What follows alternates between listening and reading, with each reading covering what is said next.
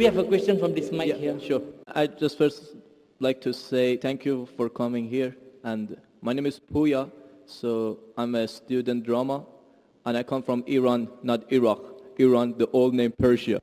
So I come from a religious family. My family are Muslim. But I was born as a Muslim. But I didn't want to born as a Muslim because, so as a family I born. But still I haven't accepted Islam because of some certain points. My main question was about the time, like Asian time, back to the 1,000 years ago, when the time the Islam come to my country and we became a Muslim. So as I read in the history and those kind of stuff, I found it out that the Arab countries, so they attacked to my country and they invade my country and they brought Islam by force without my king accepted. So Persia was an old country and it was the most civilized country from the ancient time until now. We believe a real God, we were worshipping a real God, and our religion was Zartosh. So he was a prophet also. So we believe in good deeds, good thought, good words. So even Cyrus the Great, he was the king of the world, and he was doing a lot of good things. Even some people, they was confused that they called him Masih. He was doing many good things, but he was never said, I'm a prophet, I'm a God. But even though that king, when he attacked the other country, he never killed a civilian, he never raped a woman, and he never made them to change the religion. Even somebody was worshipping a cow, he respect for them, even though he was worshipping a real God. He could make them to worship also same as what he's worshipping. But in the Islam way, if you're going to promote your religion, doesn't mean that you have to force it to somebody else or you have to make them to accept that religion, because human being means freedom. So anyone, they should have a right, human rights. So maybe those people that didn't want that religion, so why they have to attack and, to bring it by force? That was the main question that made my heart a bit, to make my belief go down. So. Brother, are you Parsi? Pardon? Yeah, I'm from Fars. Are you a Parsi? You mean Farsi? Are you a Parsi? Are you a Zoroastrian? No, I'm not following any religion. You don't belong to any religion? I don't believe. But you said your parents were? My parents are Muslim, but because of this confusion and stuff, I never try to follow the religion. I just believe in real God and doing the good things. So you believe in real God and good things. What are the good things? Where do you get the good things from? Good things like I don't harm the others. Whatever I'm doing, not try to harm the others. That's the first thing. As much as you can do the good things, even helping the others, and believe in the real God, not worshipping a stone or leaf or whatever. And I believe God is single. So, but I didn't. So you have your own philosophy. So you want to bring a new religion. I'm not going to make any religion. I'm just following my brain, because as I know, God gave us a brain. So I didn't make my mind busy by following the books. When I was 10 years old, I was just thinking until now even. So I tried to follow thinking, he's saying God as long as not a stone. Who told you stone is not a God? Anyway, I'll answer your basic question. Your basic question is that Muslims came to Persia and they conquered and they forced people to accept Islam. So no one should force at all. I agree with you. Point to be noted is that today the media promotes that Islam was spread by the sword.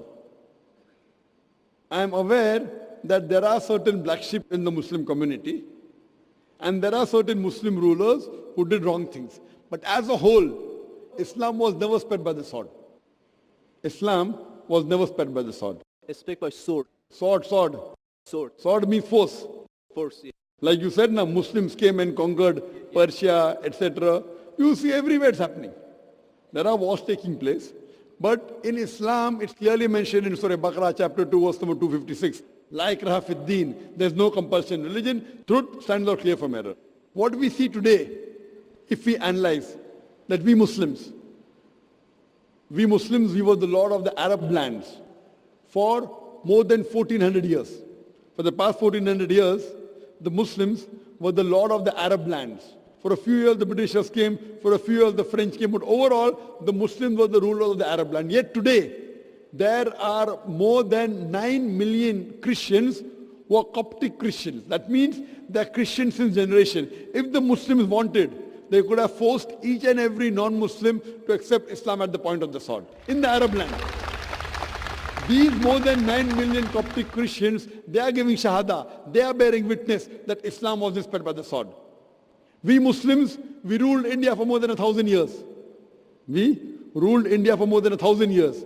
If we wanted, we could have forced every non-Muslim Indian to accept Islam as the point of the sword. Today, more than 80% of the Indians are non-Muslims. These more than 80% non-Muslim Indians, they are giving shahada, they are bearing witness that Islam was spread by the sword. Which Muslim army has come to Indonesia? Indonesia today has the largest number of Muslims in any country, more than 200 million Muslims. In Malaysia, more than 55% of the citizens of Malaysia are Muslim. I am asking you, which Muslim army came to Malaysia? Your country, which Muslim army came? Which Muslim army went to the east coast of Africa? It was the business, it was the traders. When they came here, people accepted this religion. It is the media hype which talks about Islam was spread by the sword. Yes, there were a few people. There were a few black sheep of the Muslim community. Brother, you asked the question, you're listening or you're raising the hand? Okay, sure. You asked the question, you gave the background, I listened to it, and now you want to raise your hand. I have not completed my answer. Okay, sure. Continue. If you ask the question, you should think. Because if you're thinking something, I'm a doctor. If you're thinking, that means you won't hear my answer. If I ask you to repeat, you won't be able to repeat 25%. So when you listen, you should give attention. I'm a doctor. I've done psychology also. So, this is the media hype. If you read Thomas Carlyle, historian, he writes in his book, Heroes and Hero Worship. He puts number one hero prophet as Prophet Muhammad. He's a Christian. He says, if every new idea originates in one man's head, it dwells alone in the full world. It will do little good if he takes up a sword and propagates it. You have to first get your sword. He's talking about sword of intellect. There was a survey done in the Plain Truth magazine, a survey in the increase of the major world religions in a span of 50 years. In a span of 50 years, from 1934 to 1984. In a span of 50 years, the increase in the major world religion. It came in Reader Digest, Almanac Yearbook, 1984. Number one maximum increase in religion, it's Islam, 235%.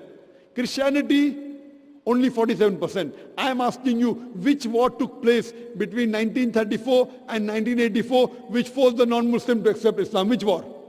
Which war? Today, leave aside the past. Today, the fastest growing religion in America is Islam. The fastest growing religion in Europe is Islam. I am asking you, who's forcing the Americans to accept Islam? Who's forcing the Europeans to accept Islam? You were not there born. Were you present in the past? Arabs came to my land and forced. Where were you present? This is history. Many things in history is false. So that's what... Okay. A very famous historian, Dilese O'Leary, he writes in the book, Islam at the Crossroad, page number 8. He says, history makes it clear that the legend of fanatical Muslims sweeping across the world, forcing Islam at the point of the sword, is the most fantastic, absurd myth that historians ever repeated. Who says that? Dilese O'Leary. History makes it clear that the legend of fanatical Muslims forcing Islam at the point of the sword over conquered races is the most fantastic, absurd myth that historians ever repeated. This is just in the media today. Muslim terrorist. I am asking you, did any Muslim attack you in this country? No, never. But the media says Muslims are terrorists. Yeah, media is just nonsense. Yes, same way your history is also nonsense. When media is nonsense, the history is also nonsense. Some is correct, some is wrong. That's the reason, if you hear the answer, I would like to end my answer with a quotation of Dr. Adam Pearson. Dr. Adam Pearson says that people who worry that one day nuclear weaponry will fall in the hands of the Arabs, they fail to realize that the Islamic bomb has already been dropped. The bomb of peace. It fell the day Prophet Muhammad, peace be upon him, was born. Thank you, doctor, for your answer. But the point is, I didn't get the right answer because that's not media, that's history. And history is not something that can be written the false way, because if it be written in a false way, it can be changed. But that was the true history in all over the world and is written everywhere. Brother, did you hear my quotation of Deleuze O'Leary? Can you repeat it? Repeat what? Repeat Deleuze O'Leary's quotation. I said it twice, not once, twice. Most of my answer was once. I said twice. Now repeat it. Repeatedly 50%. So what's the point of repeating that word? I want to know whether it went into your head or not. No, because that's what is in my head that is the history first thing. I am asking you, can you repeat the statement, the answer which I gave earlier? If you cannot repeat, that means it's useless me repeating the answer. You're not listening to me. You're thinking something. No, I'm listening to you. You're Can saying you repeat? that is made, that is false, Can you that's the repeat history. the statement of Deleuze O'Leary, a very famous historian? No, I can't. I'm saying it for third time. Listen to it and go behind the queue. Deleuze O'Leary says that history makes it clear the legend of fanatical Muslims forcing Islam at the point of the sword over conquered races is the most fantastic, absurd myth that historians have ever repeated. Deleuze O'Leary says history has been telling falsehood, and you're saying history, I believe in history. Deleuze O'Leary is saying that what history says that Muslims are forcing Islam at the point of the sword is the most fantastic myth that historians have repeated. So you have got influenced by the myth. So now think it's a myth and forget it and believe in the fact. The fact is you read the Quran and inshallah I want you to revert to Islam. Revert back to the religion of your parents, inshallah. Okay. Okay, thank you. Thank you.